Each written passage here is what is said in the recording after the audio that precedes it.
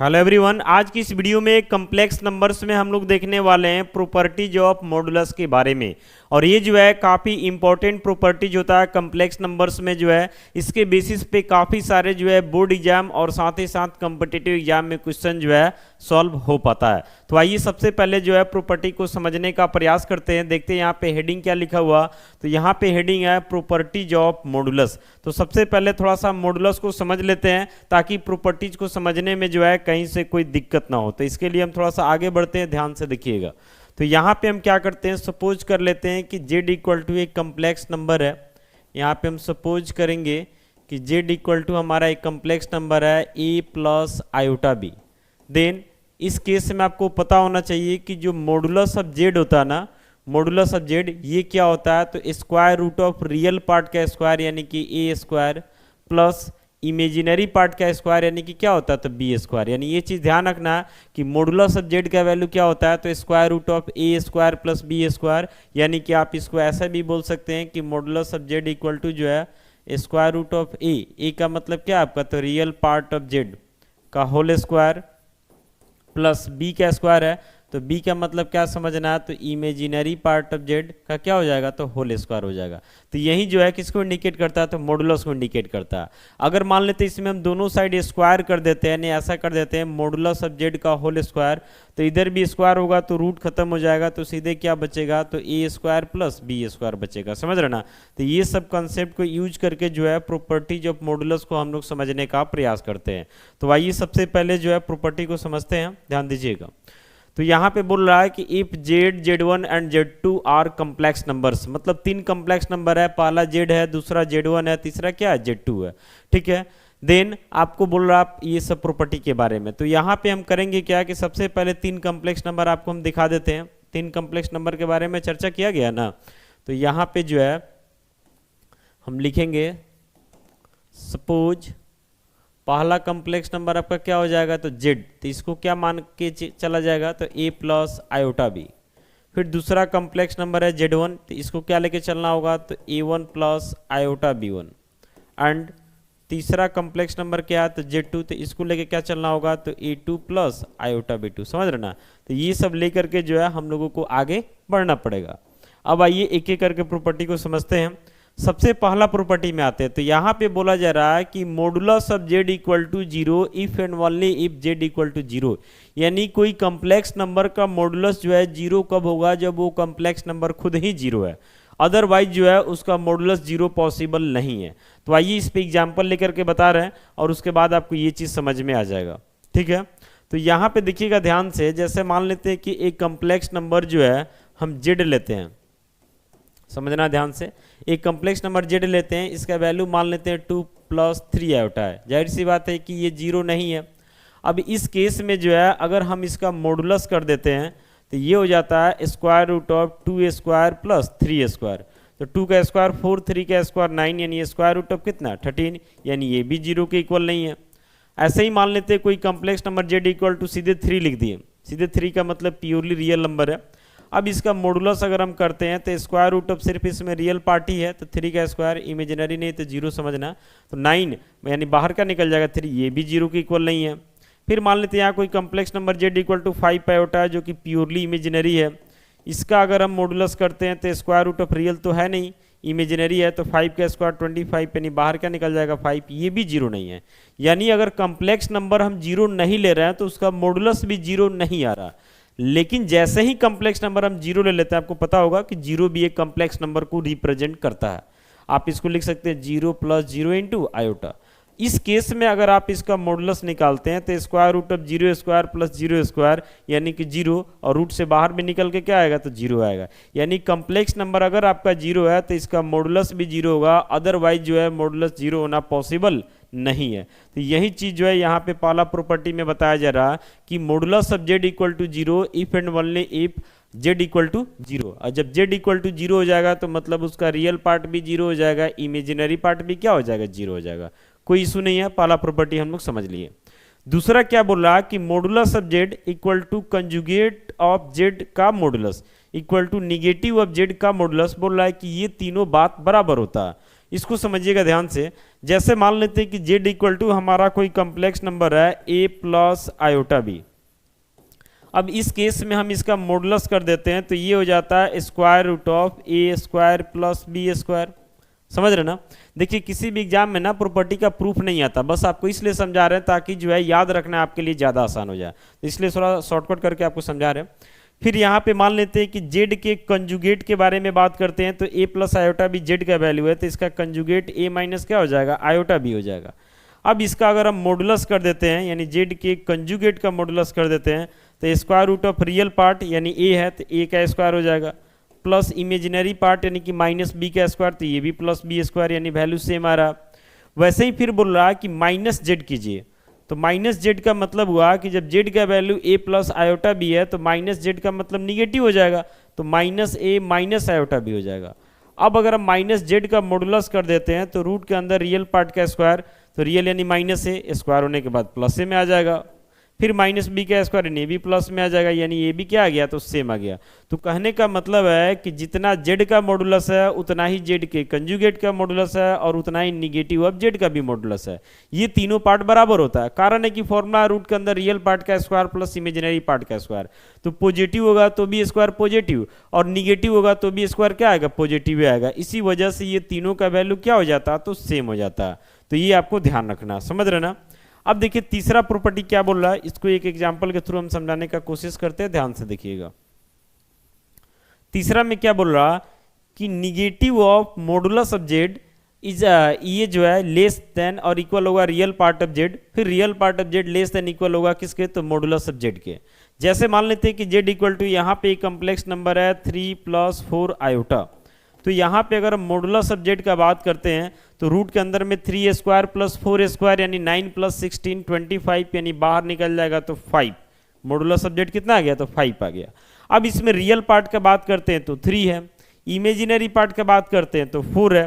तो यहाँ पे क्या बोल रहा है कि negative of modulus of Z, तो मॉडुलस ऑफ जेड निगेटिव लगा के तब लिखना है 5, माइनस पहले से है, is greater than equal real part of Z, समझ रहे ना, is less than equal modulus of Z यानी कि 5। अब इसका रियल पार्ट देखिए है क्या, तो रियल पार्ट आपका 3 है। अब एक बार 3 चेक कीजिए कि -5 से क्या है, बड़ा है और +5 से क्या है, छोटा है। बोल रहा कि कभी कभी इसके बराबर भी हो सकता है। तो वही चीज़ जो है ये प्रॉपर्टी रिप्रेजेंट करता है कि किसी भी कम्प्लेक्स नंबर जेड में जो है अगर जेड के मॉडुलस का निगेटिव कर दे तो ये रियल पार्ट ऑफ जेड से लेस या इक्वल हो सकता है। साथ ही साथ जेड के मॉडुलस के बारे में बात करते हैं तो ये रियल पार्ट ऑफ जेड से बड़ा हो सकता है या बराबर हो सकता है। सेम सिचुएशन जो है इमेजिनरी पार्ट ऑफ जेड के साथ भी जो है फुलफिल करता है, कहीं से कोई डिफरेंस नहीं है। तो ये सारा प्रॉपर्टी आपको ध्यान रखना है, कॉम्पिटिटिव एग्जाम के एमसीक्यू में भी जो है ये सब चीज देखने को मिल जाता है। अगला चौथा नंबर क्या बोल रहा है कि Z into conjugate of Z equal होता है मॉडुलस ऑफ जेड का होल स्क्वायर। बता रहा है कैसे, ध्यान से देखिएगा। Z into conjugate of Z के बारे में बात हो रहा, Z into conjugate of Z, Z का वैल्यू क्या मान करके चल रहा है, तो ए प्लस आयोटा बी, ठीक है।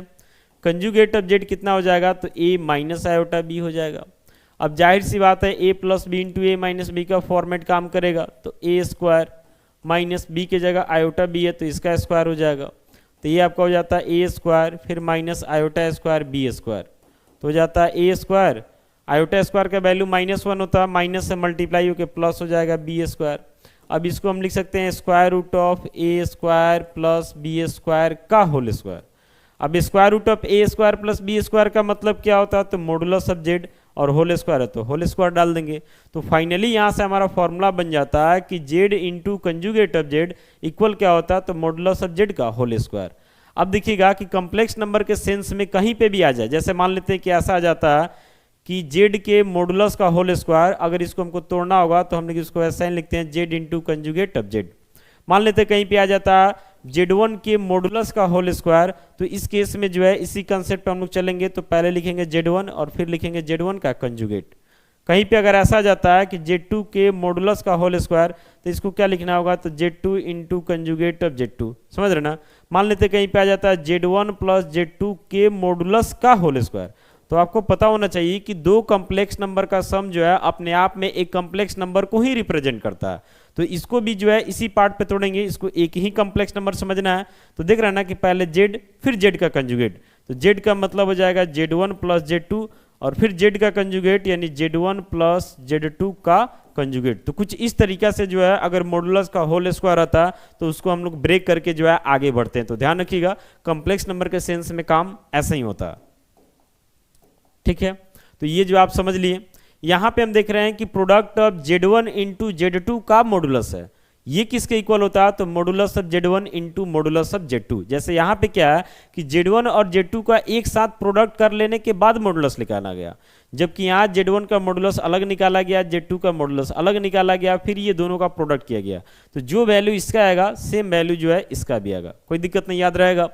अगला क्या बोल रहा है कि z1 बाई z2 का मॉडुलस, यानी यहाँ पे पहला कॉम्प्लेक्स नंबर z1 को दूसरे कॉम्प्लेक्स नंबर z2 से डिवाइड कर देना है। तो डिवीजन ऑफ कॉम्प्लेक्स नंबर आपको आना चाहिए, साथ ही साथ मल्टीप्लिकेशन भी आना चाहिए। अगर नहीं आता तो इसी वीडियो के डिस्क्रिप्शन में ये दोनों का लिंक हम दे देंगे, आप देख लेंगे तो आपको समझ में आ जाएगा कि कॉम्प्लेक्स नंबर में मल्टीप्लाई और डिवाइड कैसे करते हैं।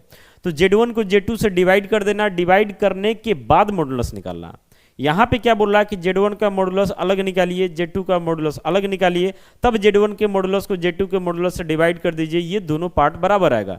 इसमें डिवाइड करने के बाद मॉडुलस निकाला गया और इसमें मॉडुलस अलग अलग निकालने के बाद डिवाइड किया गया।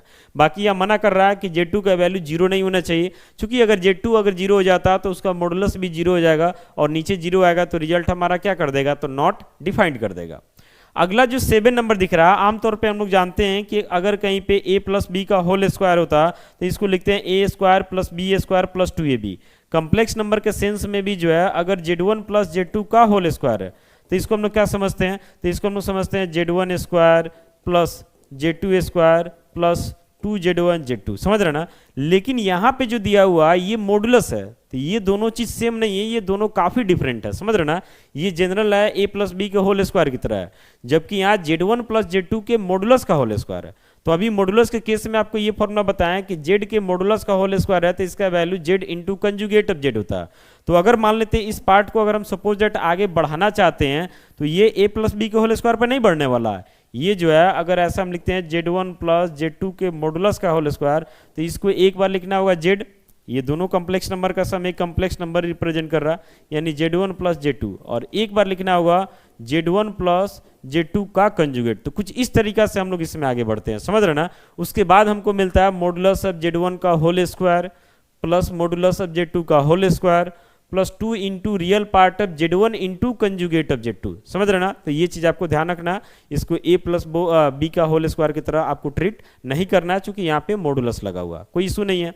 वैसे ही अगर मान लेते z1 माइनस z2 के मॉडुलस का होल स्क्वायर हो जाता है तो सेम टू सेम रहेगा, बस यहाँ प्लस की जगह क्या आ जाएगा, तो माइनस आ जाएगा। जैसे देखिए आगे दिया हुआ कि modulus of z1 minus z2 का होल स्क्वायर, तो हो गया मॉडुलस ऑफ z1 का whole square plus modulus of z2 का whole square minus 2 into real part of z1 into conjugate of z2। जैसे यहाँ पे मॉडुलस ऑफ z1 का होल स्क्वायर है तो बताएं इसको क्या समझना है, तो z1 into conjugate of z1। तो कुछ इस तरीका से जो है आपको ट्रीट करना है इसको।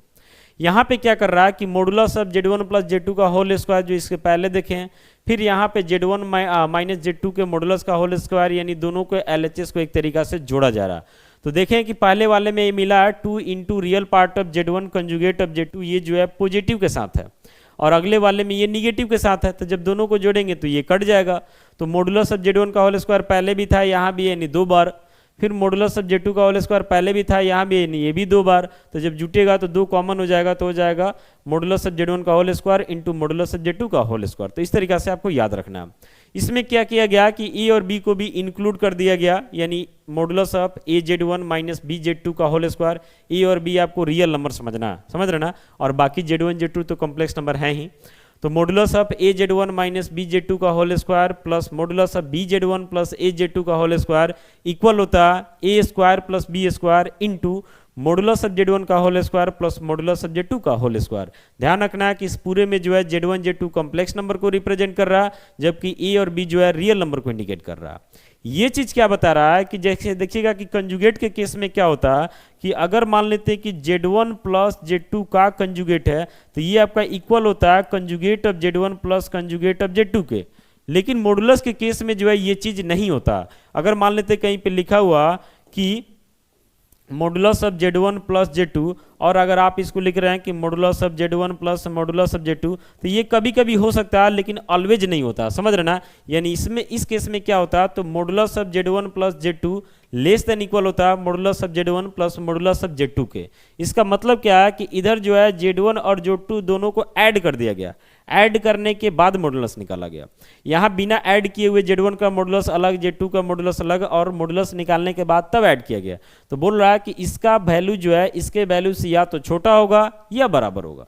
वैसे ही माइनस कर देते हैं, यानी modulus of Z1 minus Z2, यानी डिफरेंस करने के बाद मॉडुलस निकाला गया, और इधर मॉडुलस निकालने के बाद डिफरेंस किया गया। तो बोल रहा है इससे इसका वैल्यू बराबर हो सकता है, या इससे क्या हो सकता है, तो बड़ा हो सकता है।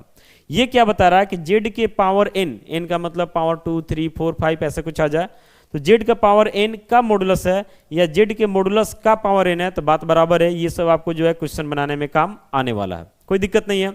यहाँ पे एक नोट के तौर पे ध्यान रखना है कि अगर मान लेते हैं कि देख रहे हैं ना कि सम में तो ऐसा फुलफिल नहीं हुआ, कंजुगेट के केस में ऐसा होता है, लेकिन मॉडुलस में ऐसा ऑलवेज नहीं होता, तो सम में तो ये फॉर्मूला जो है काम नहीं करेगा, लेकिन प्रोडक्ट में काम करेगा। आपको बताएं कि Z1 इंटू Z2 का जो मॉडुलस होता है ये इक्वल होता है modulus of Z1 into modulus of Z2 के।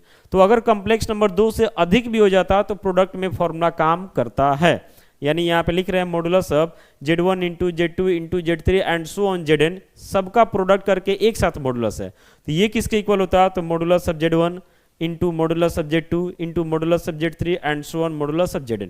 यानी प्रोडक्ट में जो है आप अलग अलग करते हैं तो कहीं से कोई इशू नहीं है। तो ये सारा प्रॉपर्टी जो है मॉडुलस के बेसिस पे था, यानी इस वीडियो में हम लोग देखे हैं properties of modulus of complex numbers, और उम्मीद करते हैं आपको समझ में भी आ गया होगा। बाकी अगर आपको कोई डाउट है तो आप वीडियो में कमेंट करके हमसे पूछ सकते हैं। मिलते हैं ऐसे ही अगली वीडियो के साथ, थैंक यू।